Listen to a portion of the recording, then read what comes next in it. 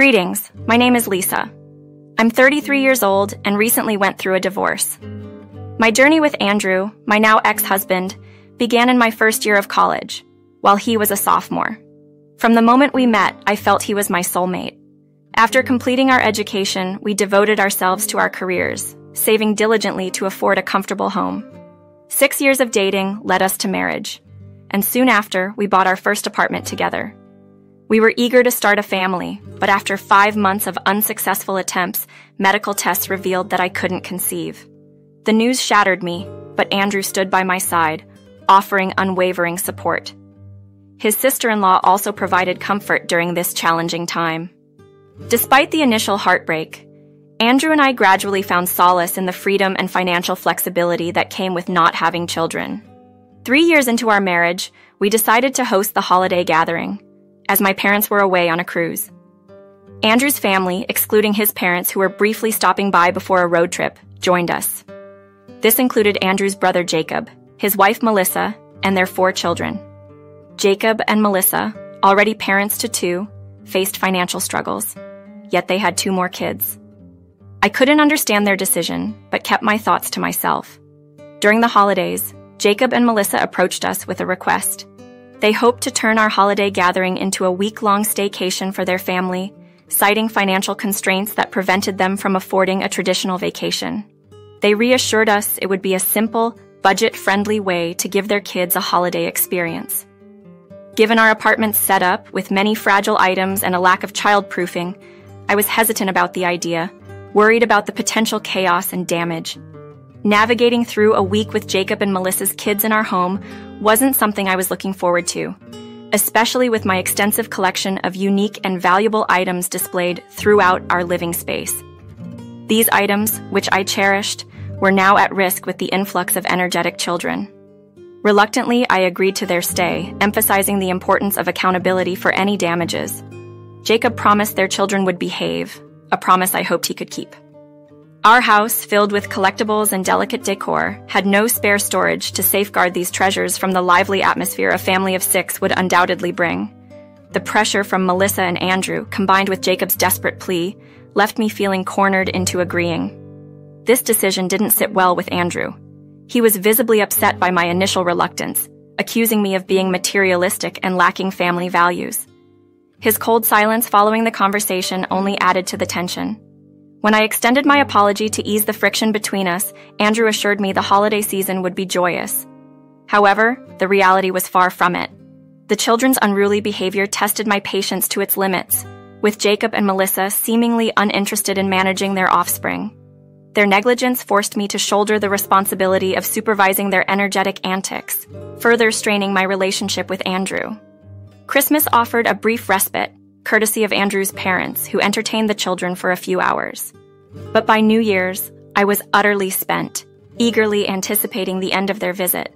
My fatigue eventually culminated in an outburst, larger than intended, sparked by an incident that perfectly encapsulated the chaos of their stay.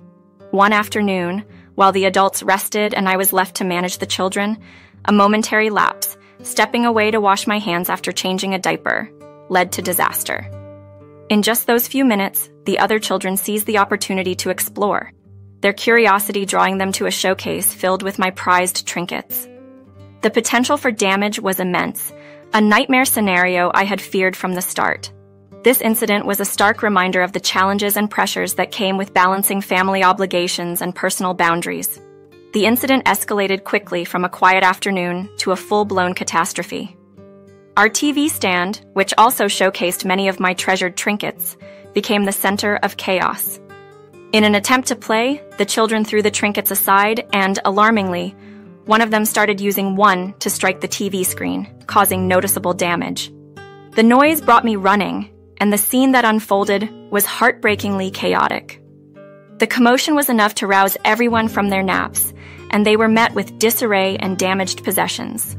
My reaction was immediate and intense, fueled by frustration and disbelief at the extent of the damage. Despite attempts to downplay the situation, labeling it as minor mischief, I couldn't contain my anger. The situation spiraled as Melissa and I exchanged harsh words, culminating in a deeply hurtful comment about my infertility. This personal attack, especially considering its sensitive nature, left me devastated and resolved to demand their departure. Andrew's reaction, siding against me in the aftermath, didn't deter my resolve. I knew my stance was justified, especially since the care and discipline of the children had largely fallen to me during their visit. My New Year's was spent away from the chaos, finding solace with my friend Karen, who offered much-needed support. In the aftermath, Andrew and I reached an understanding, albeit a strained one. I insisted on compensation for the damages, a demand Andrew couldn't refute given the circumstances. Despite the significant cost of the damages, I chose to request only half from Jacob and Melissa, acknowledging their financial hardships. This incident left a permanent rift, particularly between Melissa and me, one that I was adamant would not heal. Months later, Andrew brought news of Jacob's significant job promotion, hinting at a potential improvement in their financial situation and an impending move to another state. While this development promised a fresh start for them, it also closed a tumultuous chapter in our lives, leaving lingering feelings of what could have been handled differently. The proposal that Jacob floated to us was unexpected and frankly unwelcome. He suggested that Melissa and their children temporarily move in with us while he transitioned to his new job in another state, a proposition that immediately set me on edge. Given our previous experience, I couldn't fathom why Melissa couldn't manage on her own, especially with Jacob's forthcoming increase in income. Surely they could consider hiring a nanny to assist with the children. Andrew's plea for compassion struck a nerve, especially after our last tumultuous experience hosting them. I stood firm, unwilling to open our home to such chaos again, arguing that it wasn't solely my responsibility to accommodate his family's needs. Andrew's accusation of me being heartless felt unfair, particularly in light of Melissa's insensitive remarks about my infertility. His suggestion to revisit the conversation later did little to quell my frustration. Andrew's insistence perplexed me, knowing my stance on the matter, yet he pushed, equating my reluctance to a lack of familial care. Despite my offer to financially support them in finding a nanny, or even assisting them ourselves on weekends, Andrew rejected these alternatives, seemingly fixated on housing them. The ensuing argument was intense and prolonged, with Andrew deploying every tactic from emotional manipulation to outright threats. My resolve, however, remained unshaken.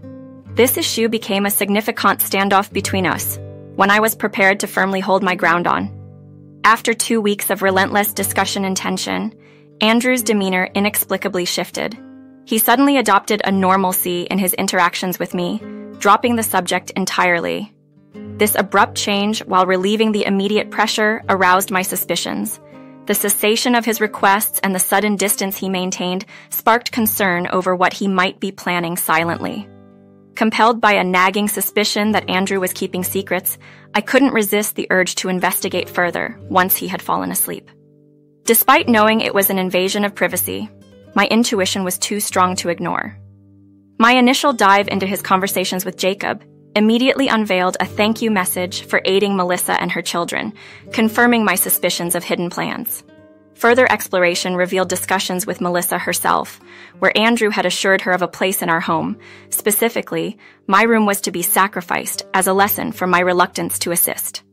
This betrayal hit hard. Our rooms were sanctuaries filled with personal treasures, and mine doubled as my office space. The thought of relinquishing my private haven was unthinkable. Despite an initial impulse to confront Andrew on the spot, I realized such an approach would only backfire on me. I decided to strategize calmly, knowing I had a fortnight to act before Melissa's scheduled arrival. The following day marked the start of my plan. I secured a storage unit for the furniture I had single-handedly selected and purchased for our apartment. After moving in, Andrew had expressed a desire to postpone any major purchases, despite our significant savings and the acquisition of our dream apartment. This left us living in a nearly empty space, save for the essentials and a few decorative items I had acquired on my own. Tired of the lack of initiative and Andrew's moodiness whenever the topic of furnishing our home arose, I took matters into my own hands. From the sofa to the bed frame, from bookshelves to mirrors, I financed the transformation of our living space, with Andrew contributing nothing financially. Now, faced with his deception and the impending invasion of my personal space, I was prepared to act, beginning with the removal of every piece of furniture I had invested in, ensuring that Andrew would face the full impact of his decisions. I made the decision to clear out our apartment of everything I had invested in, leaving behind only what Andrew had personally paid for, which wasn't much beyond his own room's contents. Feeling a mix of betrayal and determination, I reached out to my best friend Karen to discuss the possibility of staying with her for an extended period. The situation with Andrew had escalated. He had unilaterally decided to invite his sister-in-law and her children to live with us, despite my clear objections and their previous visit, which resulted in $5,000 worth of damages. Karen, ever the supportive friend, didn't hesitate to open her home to me, excited at the prospect of extended sleepovers. Her reaction bolstered my resolve to follow through with my plan, removing my belongings and the furniture I had purchased for our apartment and storing them safely away. This wasn't just about reclaiming my possessions.